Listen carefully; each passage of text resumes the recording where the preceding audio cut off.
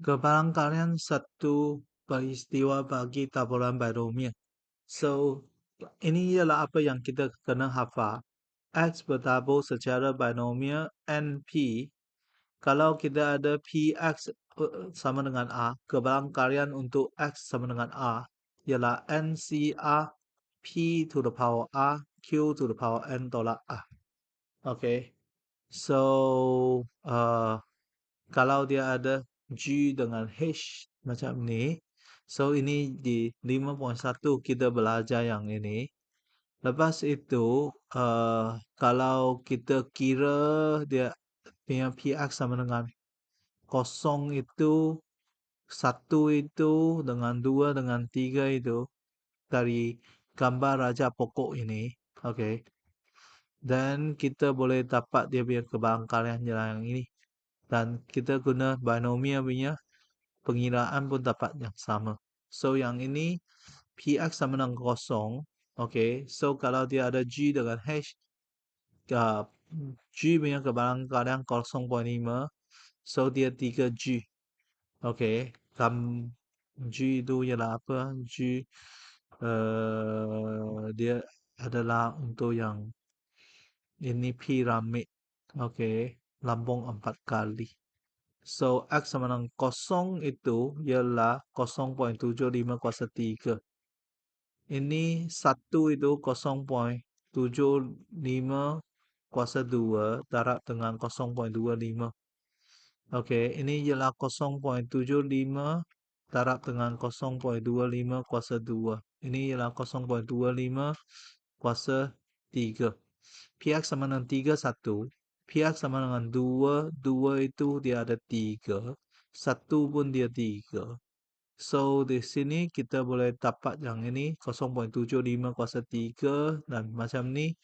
So, sebenarnya untuk yang ini, dia punya X bertabur secara binomial 3 0.25. So, PX sama dengan 0. Dia akan sama dengan 3C 0.25 kuasa 0.75 kuasa 3. PX sama dengan 1 itu, dia akan jadi 3C 1 0.25 kuasa 1 0.75 kuasa 2. Dan PX sama dengan 2, dia akan jadi 3C 2 0.25 kuasa 2 0.75 kuasa 1. Dan PX sama dengan 3 ialah 3C 3 0.25 kuasa 3 0.75 kuasa 0. So, di sini dia adalah 0.75 kuasa 3. Ini 1, 3C kosong itu 1. 0.25 kuasa 0 pun 1. 3 C3 itu 1. 0.75 ini 1. Ini ialah 0.25 kuasa 3 sama dengan yang ini. Okay. So, that's why yang untuk 5.3, 5.1 tadi yang contoh yang sangat rumit, saya terus guna binomial. Saya tak guna cara menulis lukiskan gambar raja ban. Okay. So, untuk dia punya hasil tambah untuk kebarangkalian adalah 1. Okay. Taburan kebarangkalian. Okay. Binomial, normal, hasil tambah dia punya kebarangkalian mestilah 1. So, kita tengok contoh 8 ini. Okay. So, kebarangkalian bahawa hujan akan turun pada satu hari tertentu ialah 0.45. Ini ialah P. Cari kebarangkalian dalam satu minggu. Satu minggu itu dia 7 hari lah.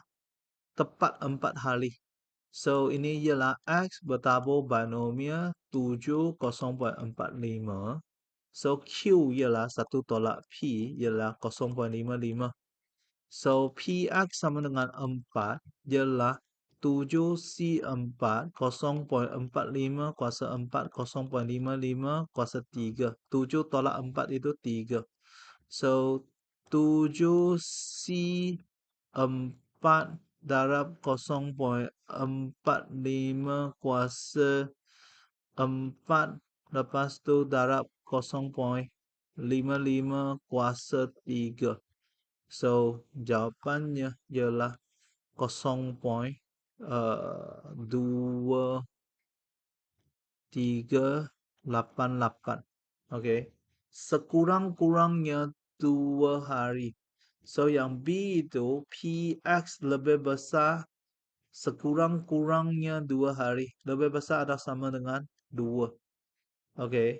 Dia akan jadi 1 tolak kosong. Tolak 1. Okey. Kalau you nak cari 2, 3, 4, 5, 6, 7. Okey, 6 kesudahan, hasil tambah, dia dapat yang sama lah. Tapi biasanya untuk case macam ini, kita guna satu tolak. So, satu tolak yang ini ialah 7 C kosong, 0.45 kuasa kosong, 0.55 kuasa 7. Okey.